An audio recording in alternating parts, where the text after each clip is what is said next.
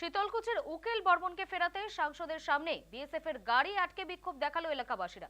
শুক্রবার দুপুরে এমনই ঘটনাচিত্র দেখা গেল পশ্চিম শীতলকুচির পণ্ডিত পাড়া এলাকায়। জানা যায়, দুদিন আগে পশ্চিম শীতলকুচি এলাকায় উকিল বর্মন কাঁটাতারের বেড়ার ওপারে ভারতীয় জমিতে কৃষিকাজ করার সময় বাংলাদেশি দুষ্কৃতীরা তাকে তুলে নিয়ে যায়। এরপরে পরিবারের সঙ্গে সাক্ষাৎ করতে আসেন কোচবিহার জেলার সাংসদ জগদীশ চন্দ্র বর্মা বসুনিয়া। এরপরই এলাকায় আজকে এই বিক্ষোভ দেখায় তারা।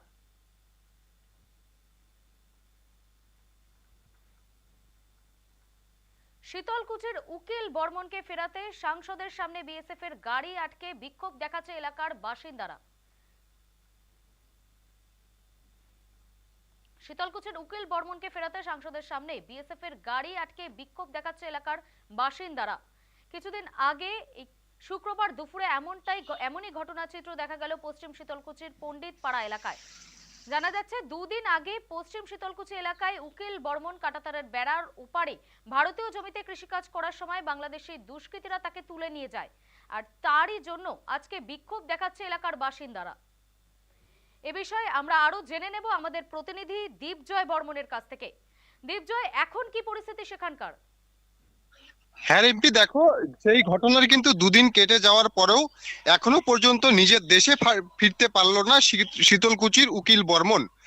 যেটা আজকে দুদিন পার হওয়ার পরে যখন সে ঘরে না ফেরায়, তার এরপর কিন্তু পরিবারের লোকেরা কোচবিহারের যে সাংসদ রয়েছে জগদীশ চন্দ্র বর্মা বসুনিয়া, তাকে জানান। সেই সাংসদ কিন্তু আজ কিন্তু সেই পরিবারের সাথে দেখা করতে যান এবং সেখানে জগদীশ চন্দ্র বসুনিয়া যাওয়ার পরেই দেখা যায় পরিবারের লোকজনরা বিএসএফ এর গাড়ি আটকে রীতিমতো বিক্ষোভ দেখাতে থাকেন। তাদের দাবি, তাদের পরিবারের সদস্য অখিল বর্মনকে দ্রুত তাদের আবার পুনরায় ভারতে ফিরিয়ে আনা হোক। তবে আমরা যেটা সূত্র মারফত জানতে পারছি যে বাংলাদেশের বিজেপি এবং আমাদের ভারতের বিএসএফ এর দুই দেশের কিন্তু একটি ফ্ল্যাগ বৈঠক হয়, কিন্তু সেই বৈঠকেও কিন্তু সেই উকিল বর্মনকে ফিরিয়ে আনা সম্ভব হয়নি। তবে সূত্র মারফত আরো যেটা জানতে পারছি যে বিএসএফ এর তরফ থেকে আরো চেষ্টা চালানো হচ্ছে যাতে দ্রুত এই উকিল বর্মনকে ফিরিয়ে আনা হয়। এমপি, ধন্যবাদ দীপজয় তোমাকে। যেমনটা আপনারা শুনলেন, দুদিন আগে পশ্চিম শীতলকুচি এলাকায় উকিল বর্মন কাঁটাতারের বেড়ার ওপারে ভারতীয় জমিতে কৃষিকাজ করার সময় বাংলাদেশি দুষ্কৃতীরা তাকে তুলে নিয়ে যায়। এরপর পরিবারের সঙ্গে সাক্ষাৎ করতে আসেন কোচবিহার জেলার সাংসদ জগদীশ চন্দ্র বর্মন বসুনিয়া। এলাকার দাবি, অতি শীঘ্র উকিল বর্মনকে দেশে ফিরিয়ে পরিবারের হাতে তুলে দিতে হবে, আর সেটা না হলে এলাকাবাসী বৃহত্তর আন্দোলনে নামবেন বলে তারা হুঁশিয়ারিও দিয়েছেন।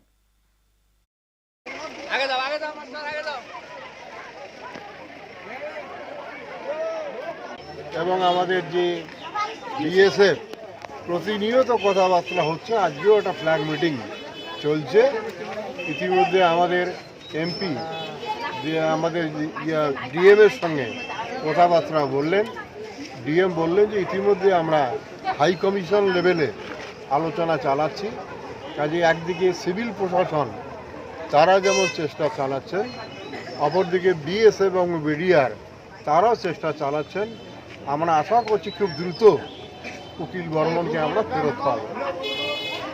এই যে সংসদের সামনে বিএসএফ এর গাড়ি আটকে বিক্ষোভ দেখালেন এলাকার বাসিন্দা, এটা মানুষের একটা ক্ষোভ বিক্ষোভ থাকে, কেননা যেহেতু বর্ডারে ঘটনাটা ঘটেছে, সাধারণ মানুষ মনে করছে যে বিএসএফ ঠিকমতো ভূমিকা পালন করেনি।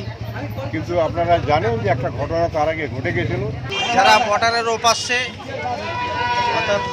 পাস নিয়ে কাজ করতে যায়, তাদের একজন কৃষককে বাংলাদেশের বিডিআর তুলে নিয়ে গেছে।